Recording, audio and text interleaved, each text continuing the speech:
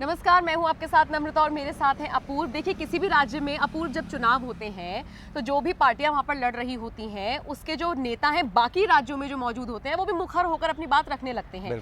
अब महाराष्ट्र के सीएम उद्धव ठाकरे ने नीतीश कुमार पर निशाना साधा है, तमाम तरह की उन्होंने बातें कही हैं और साथ ही साथ उन्होंने बिहार की जनता से अपील की है कि भाई आप सोच समझ कर वोट कीजिएगा, क्योंकि एक तरीके से नीतीश को उन्होंने दगाबाज कहा। उन्होंने कहा 2014 तक मेरे साथ थे और उसके बाद हर्ष राव ने देखा।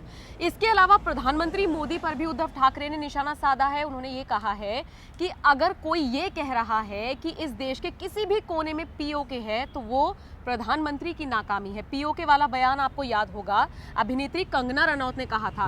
ये देख लीजिए कि अब से कुछ दिन पहले तक कंगना रनौत हो या फिर जितनी भी पार्टियां हैं वो उद्धव सरकार को घेर रही थी, बड़े बड़े नेता थे जो उद्धव सरकार को घेर रहे थे। उन्होंने गागर में सागर भर दिया। एक ही बार कूदे हैं, विजयदशमी के मौके पर एक जगह पर बोले हैं और सीधा लाइन से एक एक करके निशाना साध दिया है। देखिए, ये भी दर्शाता है कि उद्धव ठाकरे भी कितना इन्वॉल्व है बिहार के विधानसभा चुनाव। बिहार के विधानसभा चुनाव से उद्धव ठाकरे का क्या लेना देना? ना वो शिवसेना बिहार के विधानसभा चुनाव लड़ रही है, ना उसका कोई लेना देना है, ना ऐसा कोई गठबंधन है जिसमें वहाँ पे शिवसेना साथ में हो, ऐसा तो कुछ नहीं है ना।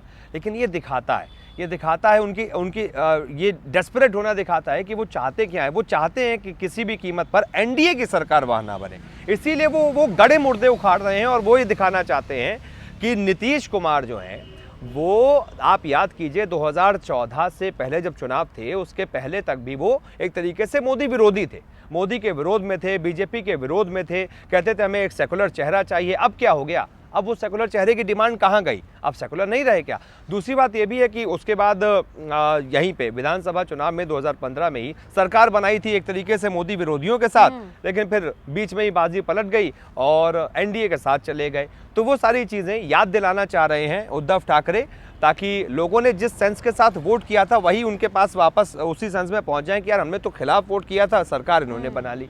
तो वही निशाना साध रहे हैं और इसीलिए ये तरीका भी है मोदी पर, लगातार प्रधानमंत्री मोदी पर इसीलिए वो निशाना साधते रहते हैं, क्योंकि किसी को लगता है जितने बड़े सबसे बड़े नेता तो बीजेपी में वही हैं, उनके ऊपर जितना निशाना साधेंगे उतनी हमारी प्रोफाइल मजबूत होगी, जैसे कि अरविंद केजरीवाल करते थे।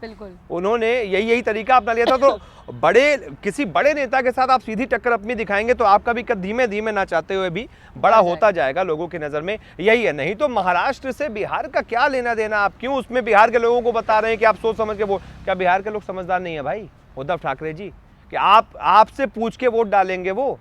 इसलिए मेरी समझ से उनको तो ऐसा ही लग रहा है। देखिए अपूर्व, वो भले सुशांत सिंह राजपूत के मुद्दे पर आज तक ना बोले, अब उन पे भी बोल रहे हैं बिहार का बेटा है वो, अब सारी चीजें बोल रहे हैं, कह रहे बिहार का बेटा है सुशांत सिंह राजपूत, आप महाराष्ट्र को क्यों बदनाम कर रहे हैं, ये वो बोल रहे हैं। मतलब आप देखिए, जब उनसे सवाल पूछा जा रहा था कि भाई आपकी मुंबई पुलिस जो है आपके बेटे पे आरोप लग रहे थे, आप तब कुछ नहीं बोले, तो जाहिर सी बात है कि आपको जब आप पे कोई कुछ बोल रहा है वहां पे भी आप सफाई दीजिए। बिल्कुल, आप उस मुद्दे पर भी बोलिए, आप उस मुद्दे पर शांत हो जाते हैं, आप उस मुद्दे पर चुप्पी साध लेते हैं और आपको बिहार की विधानसभा की बड़ी जो है चिंता हो रही है, बिहार के लोग गलत तरीके से वोट ना देते। क्या बिहार के लोग समझदार नहीं? आप कह रहे हैं समझदारी से वोट दीजिएगा, समझ के वोट दीजिएगा।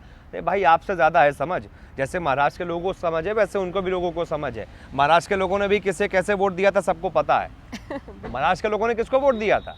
अब मैं ज्यादा नहीं बोलना चाहता, इसीलिए उद्धव ठाकरे जी को बुरा लग जाएगा। मैं बस इतना बताना चाहता हूँ कि हाँ ठीक है, ये सियासत है, इसमें एक कहीं भी चुनाव होता है तो बड़े बड़े जो कुछ दल होते हैं देश में वो उसमें इंटरेस्ट लेते हैं और ये इसीलिए बिहार के विधानसभा चुनाव में महाराष्ट्र में बैठी पार्टी भी इंटरेस्ट ले रही है, क्योंकि कहीं ना कहीं दरवाजे के पीछे से उनका हित छुपा हुआ है। बिल्कुल वही है ना कि अपना फायदा नहीं हो रहा है, दूसरे का नुकसान कर दो तो भी तो अपना ही फायदा है। तो देखिए, जहां पे जरूरत हो अगर वहां पर वो बोलते तो फिर भी अच्छा लगता, पर ठीक है, चलिए, उनकी अपनी सोच है, विचार थे जो उन्होंने रख दिए हैं। महाराष्ट्र के सीएम ने ये जो सब कुछ बोला है, जो हमने आपको बताया, आपकी इस पर क्या राय है हमें जरूर बताइएगा।